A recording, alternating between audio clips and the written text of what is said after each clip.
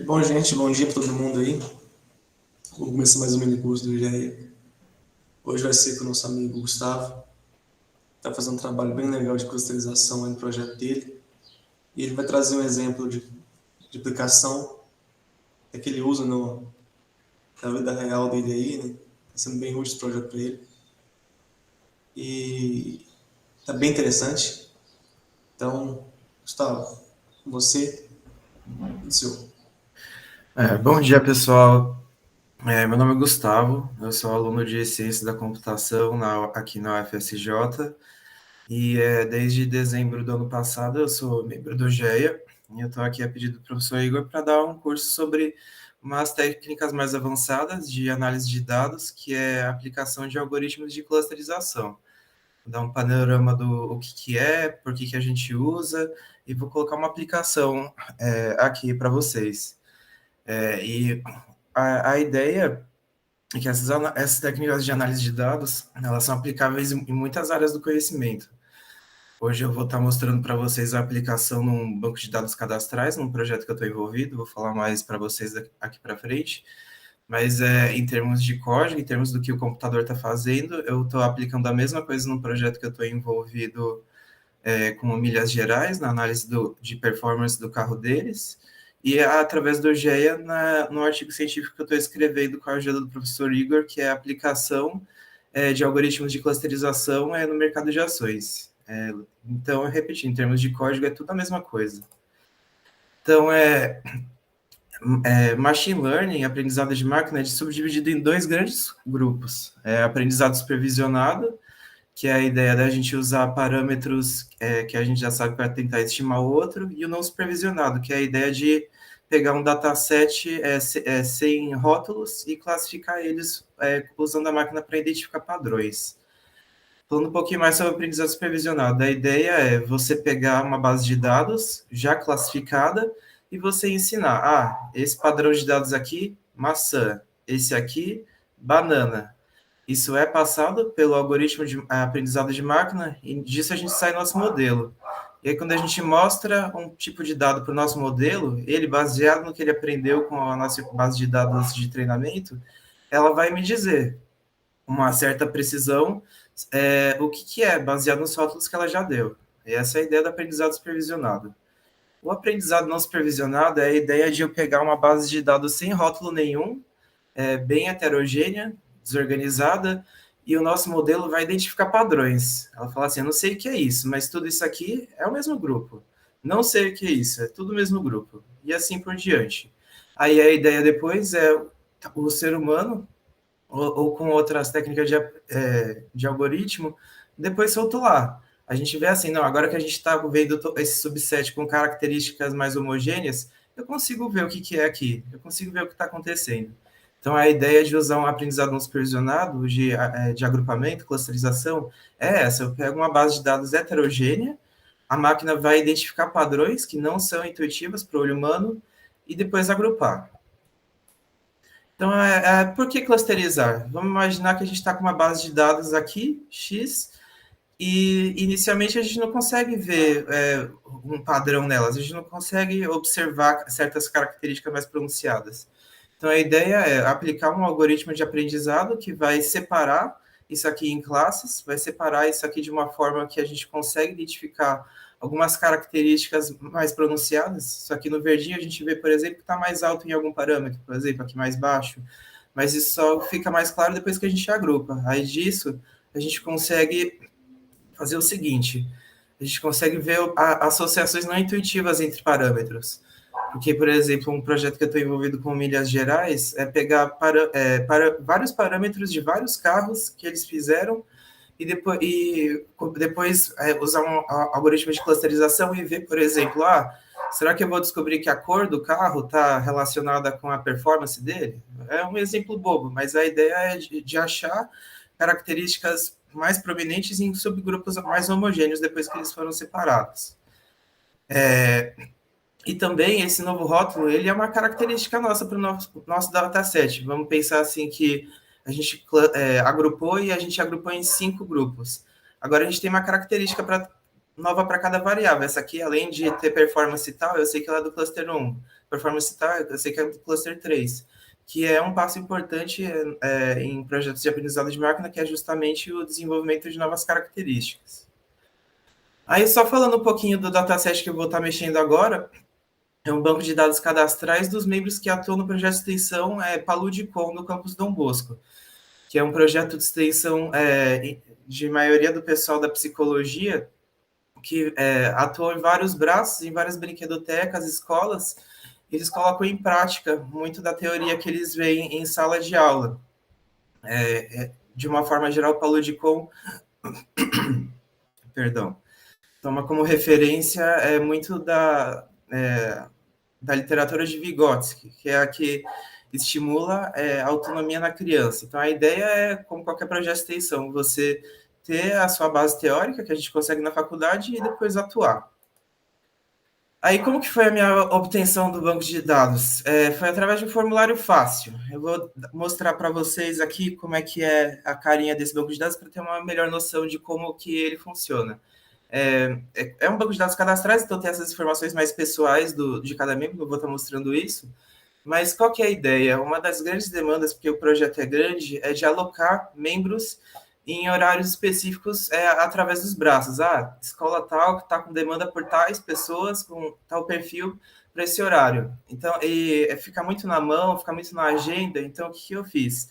Eu criei esse formulário onde eu vou poder ter a senioridade da pessoa no projeto, o cargo, o braço de atuação e o horário que está disponível. E tudo isso já vai estar me retornado como se já fosse um banco de dados pré-processado, né? Que foi realmente para me poupar tempo. Não mostraria isso para um cliente, mas como todo mundo trabalha junto, foi assim que eu coletei os dados. Vai ficar mais fácil mesmo. Vamos voltar para a apresentação. Então, o banco de dados é assim. Aí, qual que é uma primeira questão num projeto de clusterização? Qual algoritmo escolher? Porque dependendo da cara do seu banco de dados, dependendo da informação que você quer, você vai ter que usar um algoritmo ou outro. E eu vou apresentar como que seria o processo de escolha entre esses três. O K-Médias, o Espectral e o DBScan. Vamos falar um pouquinho mais sobre cada um aqui. O K-Médias, a ideia eu pego um banco de dados heterogêneo aqui, e depois eu vou pegar centroides aleatórios dentro dele. Aí eu vou calcular a média das distâncias de cada ponto para esses centroides. E aí a cada média que eu vou achando, esse vai ser o novo centroide. Aí vai recalculando isso até que o momento que o centroide para de se movimentar muito. Ou até chegar ao número máximo de iterações que você colocar para o algoritmo rodar.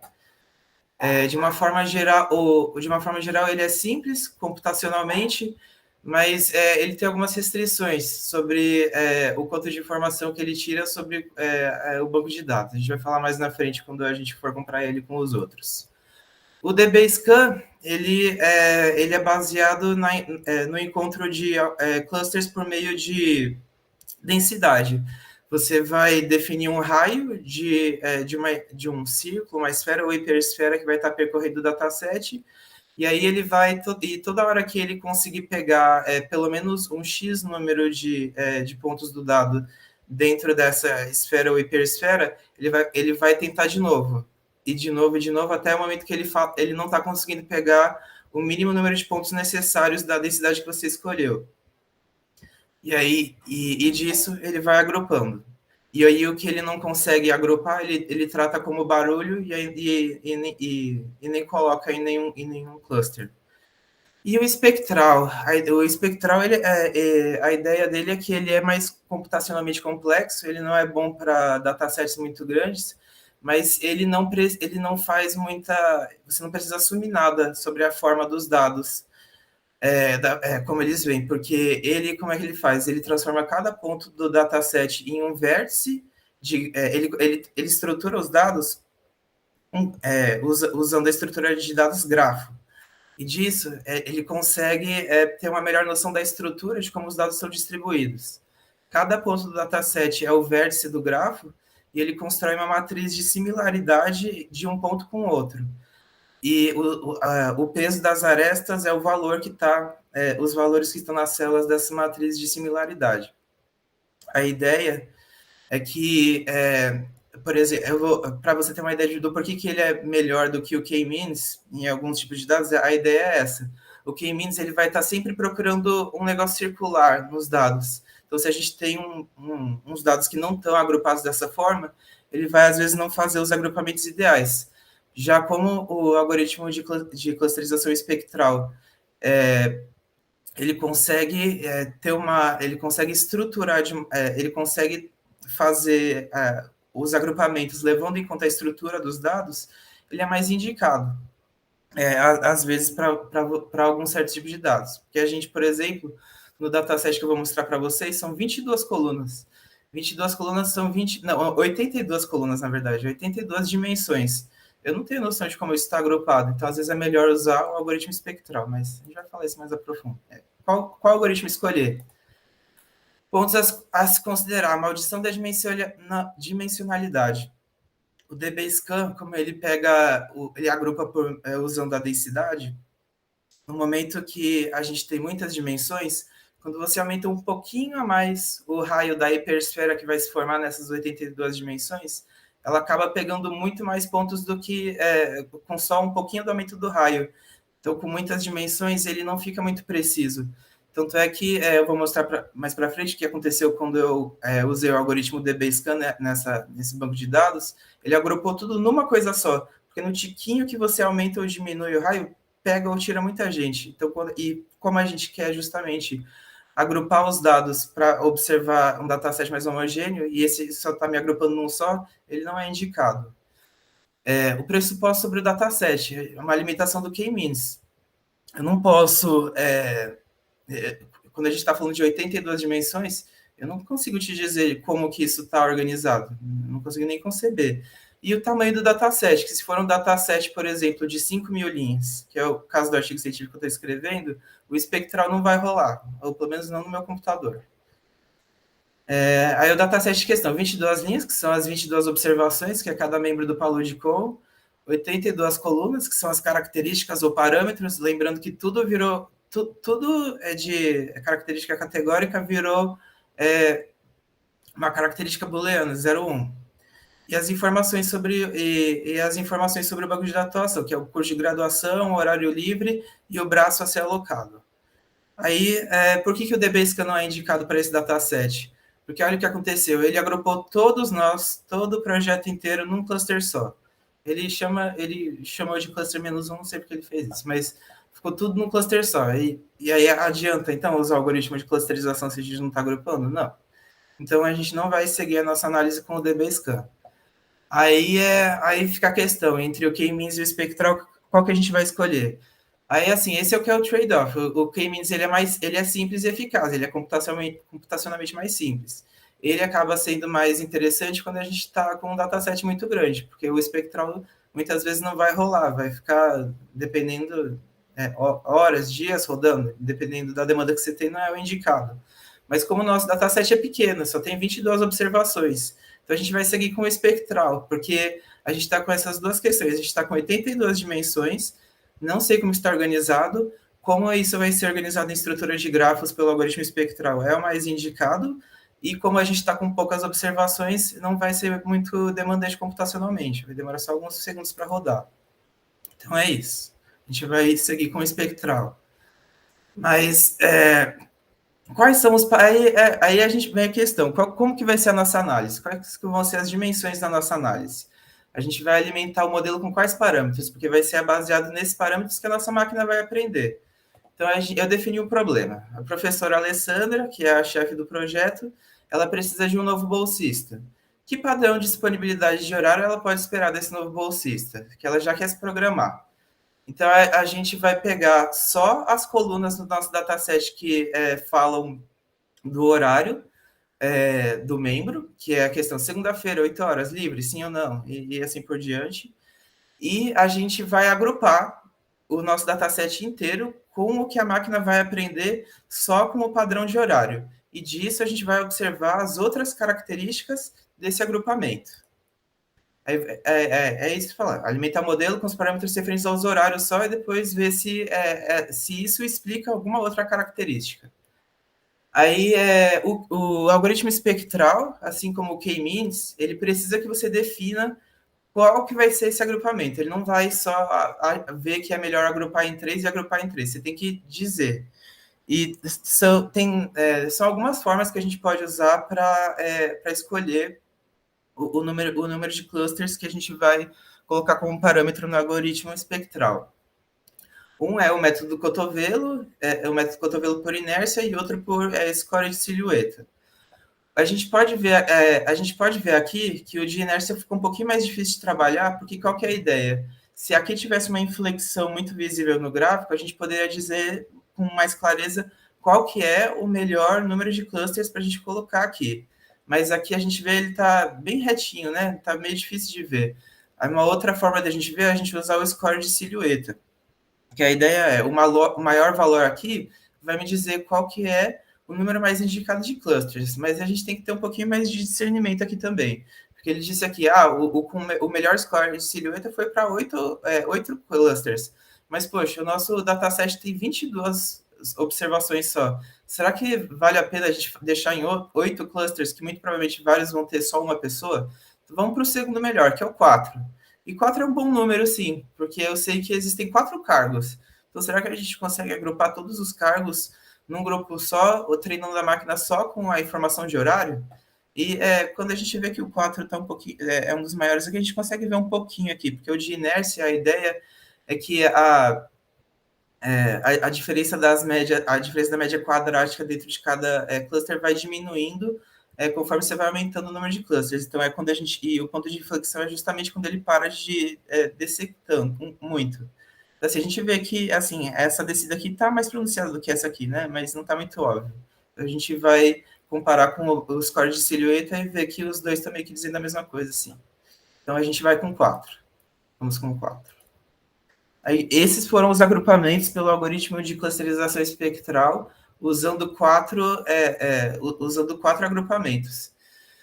E como é um projeto que eu estou envolvido, eu consigo te dizer uma coisa. Olha só esse cluster 3. Está a Ana Lara, está a Ana Luísa, a Letícia e eu. O que nós 4 temos em comum? Nós 4 somos bolsistas. Então, 4 dos 5 bolsistas foram agrupados juntos numa máquina que só aprendeu com a nossa disponibilidade de horário.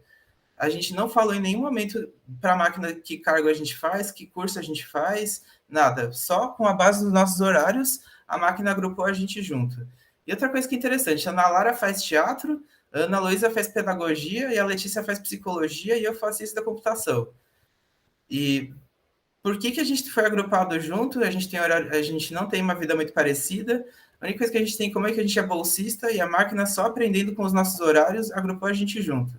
Então, será que, de uma forma não intuitiva, a nossa disponibilidade de horário está mostrando que a gente é bolsista? É isso. O Cluster 3 possui 4 dos 5 bolsistas. E um outro interessante, esse eu não sabia porque eu não conheço muitos estagiários do projeto, assim, de nome mesmo. O Cluster 1 possui 8 dos 9 estagiários, mas isso a gente consegue explicar um pouquinho melhor, porque estagiário no departamento de psicologia tem como a matéria obrigatória o estágio, então isso normalmente está associado a algum horário. Então até que faz sentido a máquina assim, tipo, ver os horários disponíveis e conseguir identificar que está com alocação de horário de um estagiário.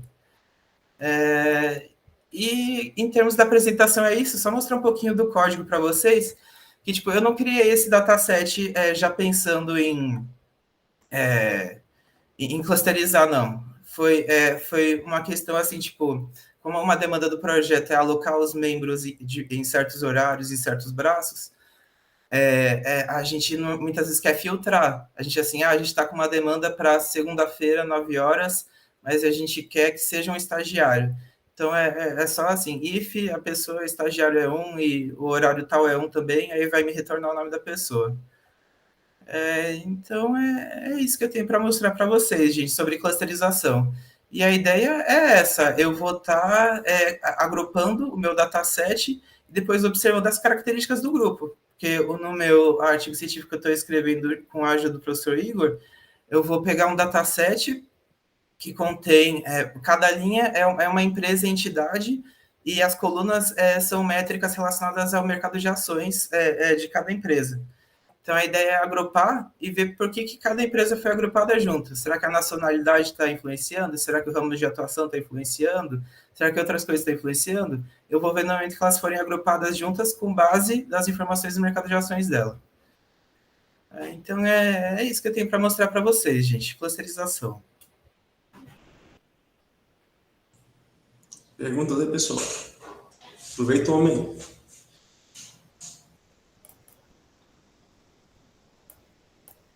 Ninguém tem dúvida, não? Explicou muito bem, então. Pessoal, vamos abrir as câmeras aí pra gente tirar uma foto? Eu gostei, tem bastante gente aqui hoje. Aí, ó, pronto, aí uma pergunta. Clusterização tem maior eficiência? Saiu. Dependendo da linguagem? Provavelmente. Não sei.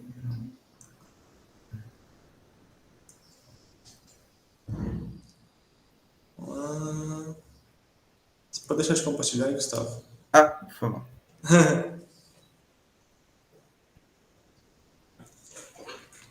Muito bom. Foi pra vocês abrir, não abre a minha. Gente, excelente. Esse é mais um mini curso nosso, falando sobre um assunto um pouco mais técnico.